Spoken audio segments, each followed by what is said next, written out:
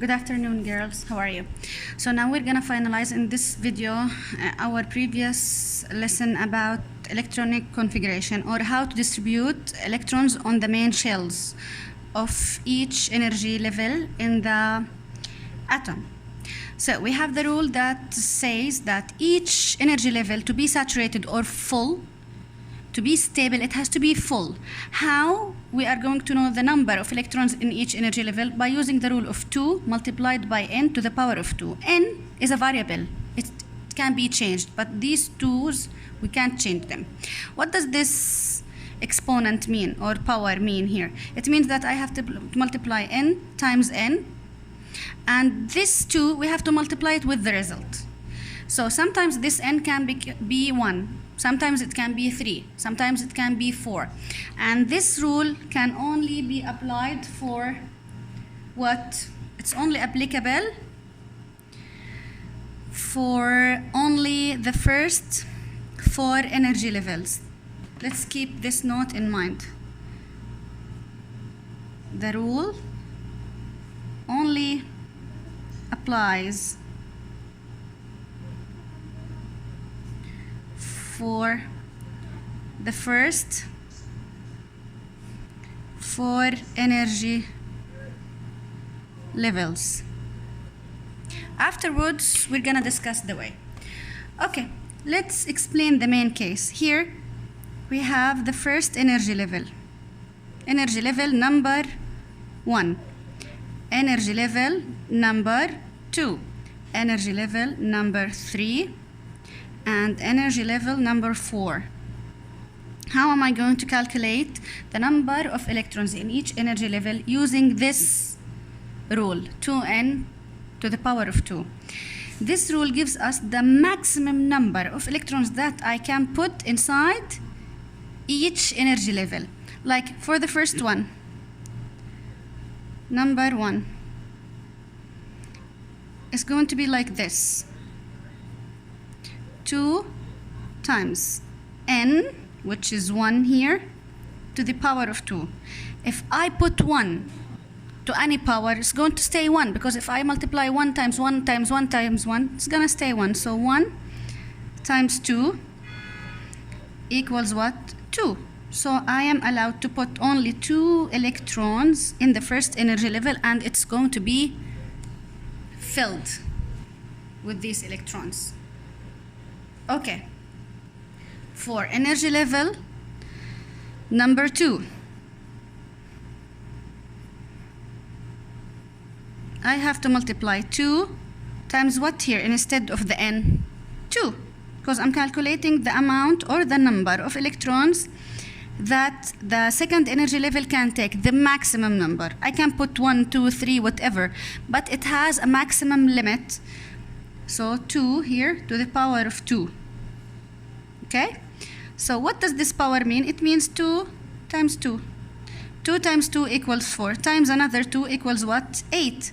So in the second energy level, we can put only 8 electrons. This is the general case. Remember that this is the general case. Okay.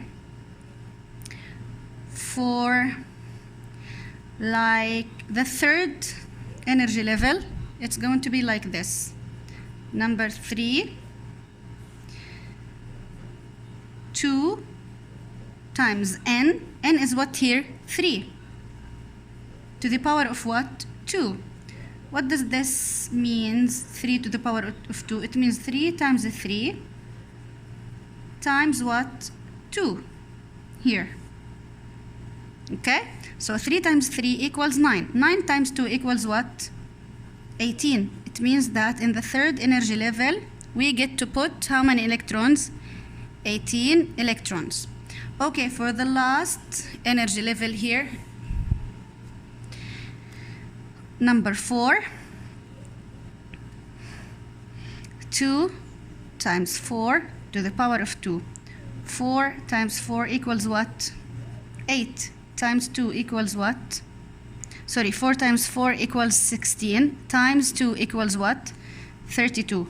So for the fourth energy level, we can put 32 electrons.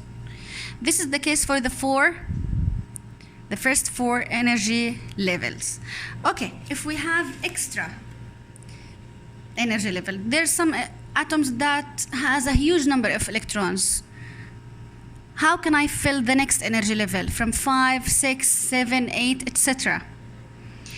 Keep in mind a very important example, that for any orbit or energy level or a shell, to be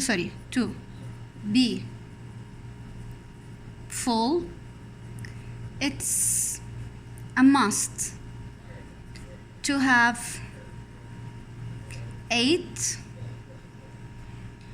18 or 32 electrons maximum. So can I put like 27 electrons? No, I can't.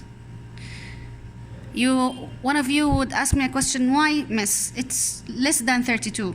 Yeah, but for the electrons to orbit in a stable way and to keep the atom in a stable situation, the last orbit must have 8, 18 or 32, and most of the time it has 8 tops.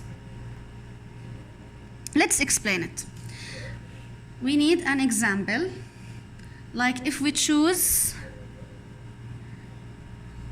any atom from the periodic table here, from our textbook, from the first or second group.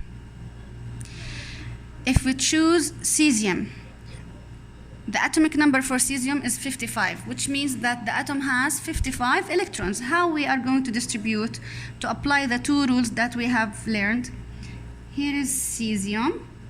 It has 55 positive protons inside. Cesium, okay? And it has 55 electrons orbiting the atom. 55 electrons orbiting the nuclear. Let's distribute them according to our rule. How many electrons we can put in the first orbit or the first energy level? 2 electrons. 2 electrons only. On the second energy level, we can put 8 electrons only. On the third energy level, we can put up to 18 maximum. Okay, for the fourth one, now let's calculate how many electrons do we have here. 2 plus 8, we have what? 10. Then 18 means 28. We have 55 minus 28. How much left do we have? We have 27. Do you think it's okay to put 27 here?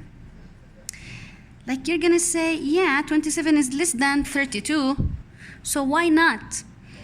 Why not? Because we have to be as stable as possible. We have to maintain a specific shape and order. 22 is not one of the numbers that we already used. It's not systemized. It's not compatible with 2, 8, 18, and 32. We don't have enough 32, so we're gonna take the number just before it to fill, which is what here? 18. So we're gonna repeat 18 again. So 27 minus 18, how much is left? It's 9. Okay, I think we can put 9 in the last orbit. No, it's wrong. 9 is not one of the stable shapes that we have. What stable shape or number or amount of electrons in the energy shells we have already discussed? We have 2, we have 8. 8 is bigger than 2. I can't use 2.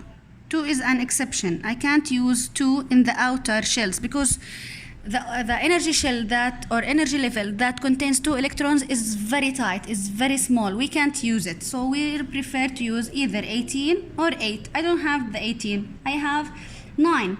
9 is very close to the 8. So we're gonna use 8, and 8 is one of the most stable forms of the energy levels here. So for the last orbit, we still have 1 electron. The last orbit is going to have 1 electron, which indicates the charge for the cesium. So our distribution here is correct, like this. Let's take another example. Let's take from group number 7. Like we can take bromine. Bromine has the atomic number of, or periodic number of what? This is bromine, Br. It has 35 positive protons and 35 negative electrons. Let's distribute them together. Okay, for the first energy level, we have 2 as usual, 2 electrons, and they're very stable, they're very close to the nuclear. The pull of the positive charge is very strong. Now here we have 8 electrons. So far, so good.